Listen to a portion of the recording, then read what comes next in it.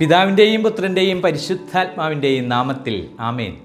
എന്നെ ശ്രവിച്ചുകൊണ്ടിരിക്കുന്ന ലോകമെമ്പാടുമുള്ള മാതാപിതാക്കളെ, സഹോദരി സഹോദരന്മാരെ, സുഹൃത്തുക്കളെ, കൊച്ചുറേശ്വ സ്പിരിച്വൽ സെൻ്ററിന് വേണ്ടി നിങ്ങൾ നൽകിക്കൊണ്ടിരിക്കുന്ന എല്ലാ പ്രോത്സാഹനങ്ങൾക്കും ഹൃദയപൂർവ്വം നന്ദി പറയുന്നു. നമ്മൾ സൈക്കോളജി അഥവാ മനഃശാസ്ത്രത്തെക്കുറിച്ച് മനസ്സിലാക്കാനായിട്ടുള്ള ക്ലാസ്സുകളാണ് കഴിഞ്ഞ 13 എപ്പിസോഡുകളിലായിട്ട് നടത്തിക്കൊണ്ടിരിക്കുന്നത്. സൈക്കോളജിക്ക് ഒരു ആമുഖം പറഞ്ഞു, എന്താണ് വ്യക്തിത്വം എന്ന് പറഞ്ഞു, വ്യക്തിത്വ വൈകല്യങ്ങൾ എന്താണെന്ന് പറഞ്ഞു, വ്യക്തിത്വ വൈകല്യങ്ങൾ 3 ഗ്രൂപ്പിലായിട്ട് 10 തരംക്കാരുണ്ടെന്ന് പറഞ്ഞു. ഇന്ന് 14-ാമത്തെ എപ്പിസോഡ് അല്ലെങ്കിൽ 14-ാമത്തെ ക്ലാസ്സാണ്. എല്ലാ വ്യക്തിത്വ വൈകല്യങ്ങളും പറയുമ്പോഴും, എല്ലാ പേഴ്സണാലിറ്റി ഡിസോർഡർ പറയുമ്പോഴും പൊതുവായിട്ടുള്ള കാരണങ്ങൾ പറയാറുണ്ടായിരുന്നെങ്കിലും നമുക്ക് കാരണങ്ങൾക്ക് വേണ്ടി തന്നെ ഈ ഒരു ക്ലാസ്സിനെ നമുക്ക് മാറ്റിവെക്കാം. കാരണങ്ങൾ 3 തരത്തിലാണ്: ബയോളജിക്കൽ റീസൺസ്, എൻവയൺമെൻ്റൽ reasons and physical reasons. Biological എന്ന് പറഞ്ഞാൽ ജീവശാസ്ത്രപരമായിട്ടുള്ള കാരണങ്ങൾ, എൻവയൺമെൻ്റൽ എന്ന് പറഞ്ഞു കഴിഞ്ഞാൽ സാഹചര്യങ്ങൾ കൊണ്ടുണ്ടാകുന്ന കാരണങ്ങൾ, ഫിസിക്കൽ റീസൺസ് എന്ന് പറയുമ്പോൾ ശാരീരികമായിട്ടുള്ള കാരണങ്ങൾ. ഇപ്പോൾ ബയോളജിക്കൽ റീസൺസിൻ്റെ പ്രധാനം ബ്രെയിൻ കെമിസ്ട്രി ഇംബാലൻസ് ആണ്. അതായത് മസ്തിഷ്കത്തിലെ രാസവസ്തുക്കളുടെ അസന്തുലിതാവസ്ഥ, ഏറിയും കുറഞ്ഞുമൊക്കെ ഇരിക്കുക. ഇപ്പോൾ ചില ഹോർമോണുകൾ തന്നെ, ഡോപ്പമിൻ, സെറട്ടോണിൻ, ഇവയൊക്കെ വ്യതിയാനങ്ങളുണ്ടായാലും ഒരുപാട് പ്രശ്നങ്ങളുണ്ടാകാം. സന്തോഷത്തിൻ്റെ ഹോർമോണാണല്ലോ ഡോപ്പമിൻ. അതുപോലെ സെറട്ടോണിൻ വികാരങ്ങൾക്കൊക്കെ വലിയൊരു പങ്ക് വഹിക്കുന്നതാണ്. ഇവയ്ക്കെല്ലാം വ്യതിയാനം ഉണ്ടായാലും ഇതെല്ലാം സംഭവിക്കാം.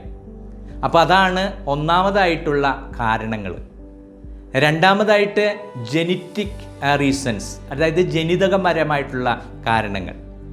അപ്പോൾ മസ്തിഷ്ക കെമിസ്ട്രി ഇംബാലൻസിന് ഒരു ഉദാഹരണം പറയാനായിട്ട് സാധിക്കുന്നത്, ഞാൻ ഏതൊരു ക്ലാസ്സിൽ പറഞ്ഞിട്ടുണ്ടെന്ന് തോന്നുന്നു. ഞാനൊരു ഇടവകയിലായിരുന്നപ്പോൾ അവിടെ 2 ആൺകുട്ടികളുണ്ട്. അവർക്ക് അന്ന് 14 വയസ്സ് പ്രായമാണ്.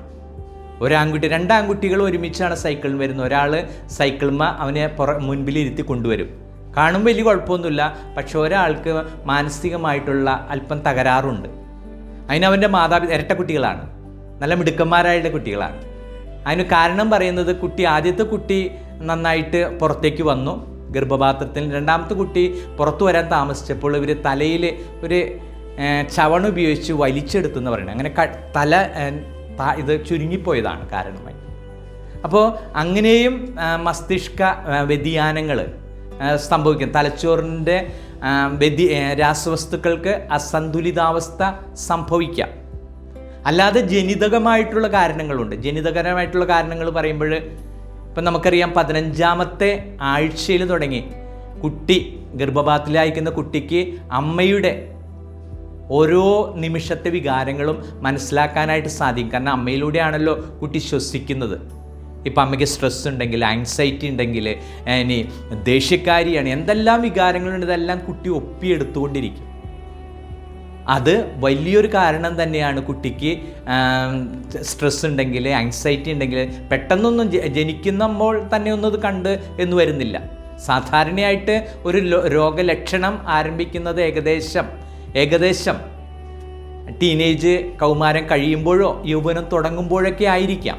അപ്പം അതുകൊണ്ട് ഈ കുട്ടിയായിരിക്കുമ്പോൾ തന്നെ ആങ്സൈറ്റിയോ സ്ട്രെസ്സോ ആങ്കറോ ദേഷ്യമോ ഇതൊന്നും നമുക്ക് കാണാനായിട്ട് സാധിച്ചെന്ന് വരില്ല. പക്ഷേ ഇത് ജനിതകമായിട്ട് വരാം. അമ്മയിലുണ്ടാകാം, അപ്പനിലുണ്ടാകാം. നമുക്കറിയാമല്ലോ, മാതാപിതാക്കന്മാരുടെ ആകെ തുകയാണല്ലോ മക്കൾ. അല്ലെങ്കിൽ ഫാമിലി ഹിസ്റ്ററി. ഇത് 3ഉം ബയോളജിക്കലായിട്ടുള്ള റീസൺസിൽ വരുന്നതാണ്. ഫാമിലി ഹിസ്റ്ററി, അതായത് അപ്പാപ്പനോ അമ്മാമ്മയ്ക്കോ അല്ലെങ്കിൽ കുടുംബത്തിലെ ആരെങ്കിലും ആങ്സൈറ്റി, സ്ട്രെസ് ഉള്ളവർ, അല്ലെങ്കിൽ പൊതുവായിട്ട് നമ്മുടെ ഈ ആങ്സൈറ്റി ഡിസോർഡറോ സ്ട്രെസ് ഡിസോർഡറോ ഒക്കെ ഉള്ളവർക്കും ഈ ഒരു പ്രശ്നം ഉണ്ടാകാം അവരുടെ മക്കൾക്ക്. അപ്പോൾ ബയോളജിക്കൽ റീസൺസ് ഒരു കുട്ടിയുടെ മാനസിക ആരോഗ്യത്തിൻ്റെ നിലപാടിന്, അതായത് വീഴ്ച വരുന്നത്, വൈകല്യമായിട്ട് തീരാനായിട്ട് ബയോളജിക്കൽ റീസൺസ് വലിയൊരു കാരണമാണ്.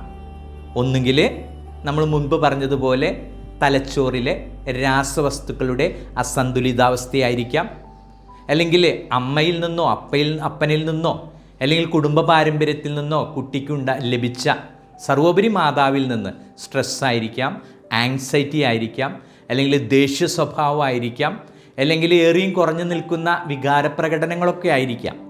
അതുപോലെ തന്നെ ഫാമിലി ഹിസ്റ്ററിയും പാരമ്പര്യമായിട്ടും കുട്ടിക്ക് അങ്ങനെ വന്നു തരാം. 4 തലമുറ വരെയാണ് നമ്മൾ അന്വേഷിക്കുന്നത് ഫാമിലി ഹിസ്റ്ററിയൊക്കെ എടുക്കുമ്പോഴേ. ഇതാണ് ബയോളജിക്കൽ റീസൺസ് പേഴ്സണാലിറ്റി ഡിസോർഡറിനായിട്ട് പറയുന്നത്, വ്യക്തിത്വ വൈകല്യത്തിന് കാരണമായിട്ട്.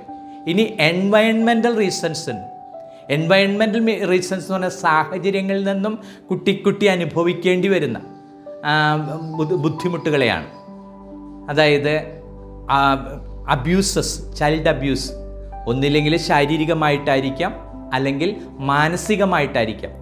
കുട്ടി അറിയാവുന്ന പ്രായത്തിലായിരിക്കാം, അല്ലെങ്കിൽ അതിക്ക് മുൻപായിരിക്കാം. അത് വലിയൊരു അപകടം തന്നെയാണ് കുട്ടിയുടെ ഭാവിയെ.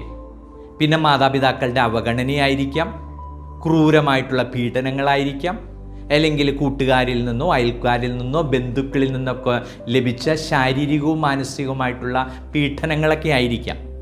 ഇത് വലിയൊരു കാരണം തന്നെയാണ്.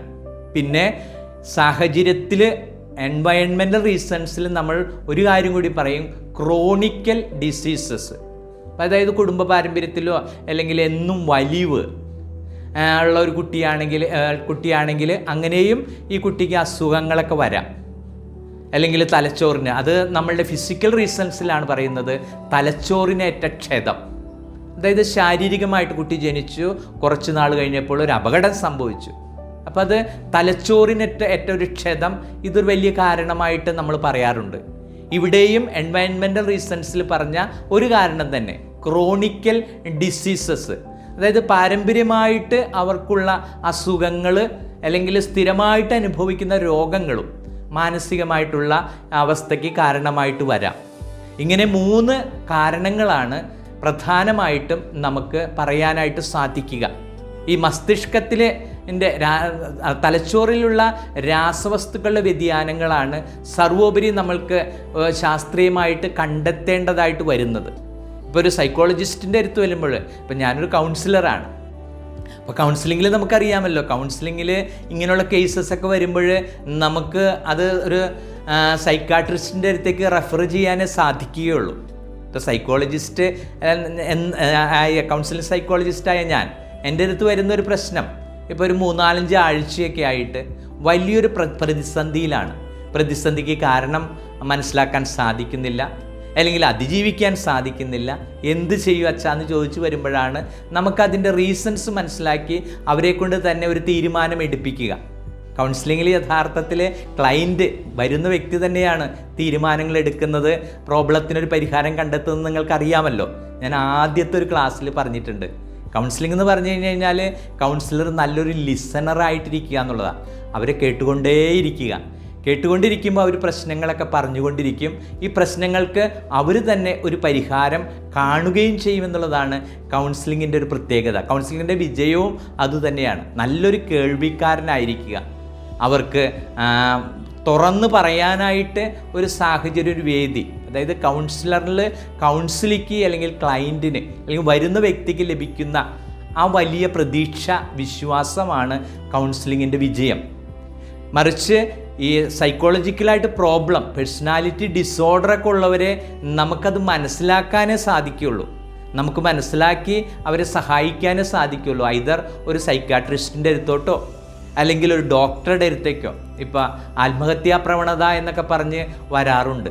ആത്മഹത്യ ചെയ്യാനായിട്ട് വലിയ ആഗ്രഹം ആയിട്ട് നടക്കുന്നു. എനിക്കറിയില്ല, കഴിഞ്ഞ ദിവസം ഒരു കേസ് വന്നു, 3-4 പ്രാവശ്യം ആത്മഹത്യക്ക് ശ്രമിച്ചുവെന്ന്. ആത്മഹത്യ ശ്രമിച്ചുവെന്ന് പറഞ്ഞ് ആദ്യത്തെ പ്രാവശ്യം കേൾക്കുമ്പോൾ തന്നെ നമ്മൾക്ക് ഉടനെ അദ്ദേഹത്തെ ഒരു ഡോക്ടറുടെ അടുത്തേക്ക് റെഫർ ചെയ്യണം. അത് സാധാരണ വ്യക്തിയായാലും മനസ്സിലാക്കേണ്ട ഒരു കാര്യമാണ്. അദ്ദേഹം ആങ്സൈറ്റിയിലാണോ, സ്ട്രെസ്സിലാണോ, മറ്റേതെങ്കിലും ഒരു അവസ്ഥയിലാണോ എന്ന് നമുക്കറിയില്ല. ഒരാൾ ആത്മഹത്യക്ക് ശ്രമിച്ചാൽ ഉടനെ അയാളെ ഒരു ഡോക്ടറുടെ അടുത്ത് എത്തിക്കണം. ഒരു സൈക്കോളജിസ്റ്റിൻ്റെ അടുത്തോ ഒരു സൈക്കാട്രിസ്റ്റിൻ്റെ അടുത്തോ എന്നല്ല ഞാൻ പറഞ്ഞത്.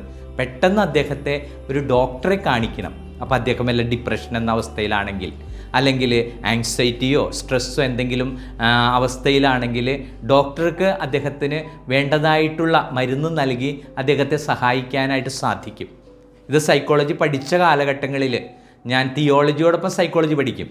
അപ്പോൾ എനിക്ക് അവിടുത്തെ സൈക്കോളജിസ്റ്റ് പറഞ്ഞു തന്നൊരു കാര്യമാണ്, ഒരാൾ ആത്മഹത്യക്ക് ശ്രമിക്കുന്നുണ്ടെങ്കിൽ, ഇപ്പം നമ്മളുടെ നാട്ടിലൊക്കെ അത് പൊതുവായിട്ട് കേൾക്കുന്ന ഒരു ഇതാണ്, കുട്ടികൾ അല്ലെങ്കിൽ കുമ്പസാരത്തിലൊക്കെ വന്ന് പറയാറുണ്ട് ആത്മഹത്യാ പ്രവണതയുണ്ട്. ആത്മഹത്യ ശ്രമിച്ചു എന്ന് പറഞ്ഞു കഴിഞ്ഞാൽ പിന്നെ വേറെ വഴിയൊന്നുമില്ല, ഉടനെ അദ്ദേഹത്തെ ഒരു ഡോക്ടറെ കാണിക്കുക എന്നുള്ളതാണ്. അപ്പോൾ ഞാൻ പറയാൻ ഉദ്ദേശിച്ച പ്രകാരമാണ്, മാനസിക വൈകല്യങ്ങളുള്ള വ്യക്തികൾ, പേഴ്സണാലിറ്റി ഡിസോർഡർ 3 തരത്തിലുണ്ട്. അത് ജീവശാസ്ത്രപരമായിട്ട്, സാഹചര്യപരമായിട്ട്, അതുപോലെ ശാരീരികമായിട്ടുള്ളതാണ്. മസ്തിഷ്കപരമായിട്ട് അല്ലെങ്കിൽ ബയോളജിക്കൽ പരമായിട്ട് അല്ലെങ്കിൽ ജനിതകപരമായിട്ട് അല്ലെങ്കിൽ പാരമ്പര്യമായിട്ടൊക്കെ വരുന്നത് 1ാമത്തെ വിഭാഗത്തിൽ നമ്മൾ ഉൾപ്പെടുത്തിയിരിക്കുന്നത് ബയോളജിക്കൽ, ജീവശാസ്ത്രപരമായിട്ടുള്ള കാരണങ്ങൾ. അല്ലെങ്കിൽ സാഹചര്യമായിട്ടുള്ള കാരണങ്ങൾ എന്ന് പറയുമ്പോഴാണ് പേഴ്സണൽ അബ്യൂസസ് എന്ന് പറയും. അതായത് ശാരീരികമായിട്ടും മാനസികമായിട്ടും കുട്ടിക്കാലത്ത് കുട്ടികൾ അനുഭവിക്കുന്ന വിഷമങ്ങൾ.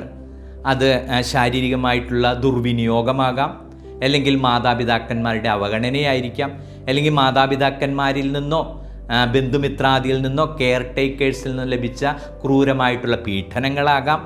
ഇങ്ങനെ പലവിധ കാരണങ്ങളും ആകാം ഇതിന്. ഇതിൽ ഫിസിക്കൽ റീസൺസ് എന്ന് പറയുമ്പോൾ വല്ല അപകടത്തിലൂടെയൊക്കെ കുട്ടികൾക്ക് അല്ലെങ്കിൽ മുതിർന്നവർക്ക്, ഇപ്പം കൗമാരത്തിലൊക്കെ ഒരു അപകടം ഉണ്ടായി തലച്ചോറിന് ലഭിക്കുന്ന ക്ഷതങ്ങൾ മാനസികമായിട്ടുള്ള വൈകല്യങ്ങൾക്ക് കാരണമായിട്ട് തീരാം. അതുപോലെ ക്രോണിക്കൽ ഡിസീസസ്, കണ്ടിന്യൂസ് ആയിട്ടൊരു കുട്ടി രോഗിയായിട്ടിരിക്കുന്ന അവസ്ഥകളിൽ എപ്പോഴും പനി വരുന്നു, എപ്പോഴും മറ്റസുഖങ്ങൾ വരുന്നു. ഇതൊക്കെ കുട്ടികൾക്ക് മാനസികമായിട്ടുള്ള ആ സന്തുലിതാവസ്ഥയ്ക്ക് ഒരു തടസ്സമായിട്ട് വരാവുന്ന കാര്യങ്ങളാണ്. ഇപ്പം ഇങ്ങനെയുള്ള കാര്യങ്ങളാണ് പൊതുവായിട്ട് ഒരു കുട്ടിയെ, ഒരു വ്യക്തിയെ മാനസിക വൈകല്യങ്ങളിലേക്ക് നയിക്കുന്നത്. നമുക്കറിയാം DSM-5 ഉണ്ട്, അതുപോലെ ICD ഉണ്ട്. DSM-5 diagnostic and statistical manual from American psychiatric അസോസിയേഷൻ്റെയാണ്. ഞാൻ എല്ലാ പ്രാവശ്യം പറയാറുള്ളതാണ്. ഇപ്പോൾ DSM-5 ആണ് നിലവിൽ വന്നിരിക്കുന്നത്. DSM-1 തുടങ്ങി DSM-5 വരെയുണ്ട്. ഡയഗ്നോസ്റ്റിക് ആൻഡ് സ്റ്റാറ്റിസ്റ്റിക്കൽ മാനുവൽ, അത് അമേരിക്കൻ സൈക്കാട്രിസ്റ്റ് അസോസിയേഷൻ്റെയാണ്. അതാണ് പൊതുവായിട്ട് നമ്മളെല്ലാവരും ഉപയോഗിച്ചുകൊണ്ടിരിക്കുന്നത്. മാനസിക പ്രശ്നങ്ങളുണ്ടെങ്കിൽ അത് ലഘുവാണോ കഠിനമാണോ എന്നൊക്കെ അറിയാനായിട്ട്. അല്ലാതെ ICD, international classification of diseases, ലോകാരോഗ്യ സംഘടനയുടെ ഈ 2 മാനദണ്ഡങ്ങളുമാണ് പൊതുവെ ഒരു മാനസിക വിഭ്രാന്തിയോ ബുദ്ധിമുട്ടോ കണ്ടാൽ ആ രോഗി അത് ഉൾക്കൊള്ളാൻ സന്നദ്ധനാണെങ്കിൽ, മനസ്സാണെങ്കിൽ ആ സൈക്കോളജിസ്റ്റിന് അല്ലെങ്കിൽ സൈക്കാട്രിസ്റ്റിന് ഈ ടെസ്റ്റിലൂടെയൊക്കെയാണ് അദ്ദേഹത്തിൻ്റെ രോഗം സിവിയർ ആണോ മൈനർ ആണോ എന്നൊക്കെ കണ്ടെത്താനായിട്ട് സാധിക്കുക.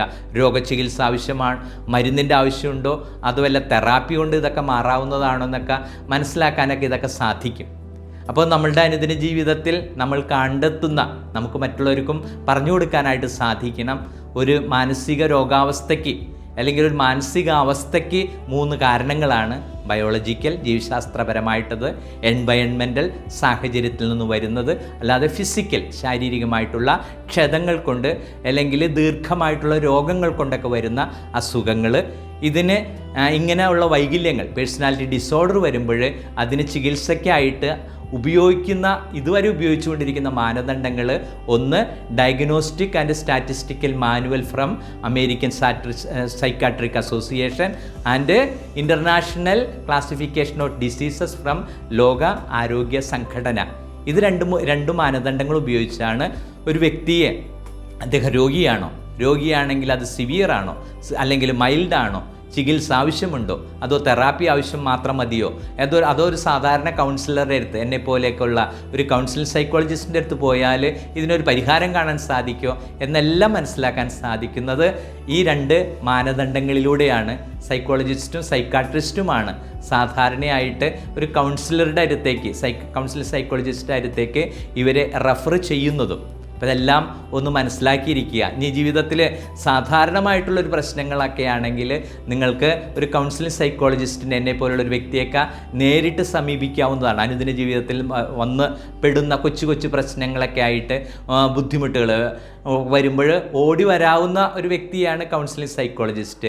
ഇനി ഞങ്ങളുടെ അടുത്ത് ഏത് കാര്യത്തിന് വന്നാലും ഞങ്ങൾക്ക് അതിനാനുപാതികമായിട്ട് ഏത് തരക്കാരിലേക്കാണോ നിങ്ങളെ റെഫർ ചെയ്യേണ്ടത്, ഒരു സൈക്കാട്രിസ്റ്റിൻ്റെ അടുത്തോട്ടാണോ ഒരു സൈക്കോളജിസ്റ്റിൻ്റെ അടുത്തോട്ടാണോ എന്നൊക്കെ പറഞ്ഞു തരുവാനും ഞങ്ങൾക്കൊക്കെ സാധിക്കും. അപ്പോൾ നമുക്ക് അനുദിന ജീവിതത്തിൽ നമ്മുടെ അനുദിന കുടുംബ സാഹചര്യങ്ങളിൽ, സുഹൃത്ത് ബന്ധങ്ങളിൽ, അതുപോലെ തൊഴിൽ മേഖലകളിലൊക്കെ ബുദ്ധിമുട്ടുകളൊക്കെ അനുഭവിക്കുന്നവരെ കാണുമ്പോൾ അവർക്ക് ആ ബോധ്യങ്ങളൊക്കെ ഉണ്ടെങ്കിൽ നമുക്കവരെ സഹായിക്കാനായിട്ടുള്ള ബാധ്യത മക്കളെന്നുള്ള നിലയിൽ, മാതാപിതാക്കൾ എന്ന നിലയിൽ, സഹോദരങ്ങൾ എന്ന നിലയിൽ, സുഹൃത്തുക്കൾ എന്ന നിലയിൽ നമുക്കതിനുള്ള ബാധ്യതയുണ്ട്. അതനുസരിച്ച് പ്രവർത്തിക്കാനായിട്ട് സർവേശ്വരൻ നമ്മെ എല്ലാവരെയും അനുഗ്രഹിക്കട്ടെ എന്ന് പ്രാർത്ഥിക്കുന്നു. സർവശക്തനായ ദൈവം, പിതാവും പുത്രനും പരിശുദ്ധാത്മാവും നിങ്ങളെ സമൃദ്ധമായി അനുഗ്രഹിക്കട്ടെ. ആമേൻ.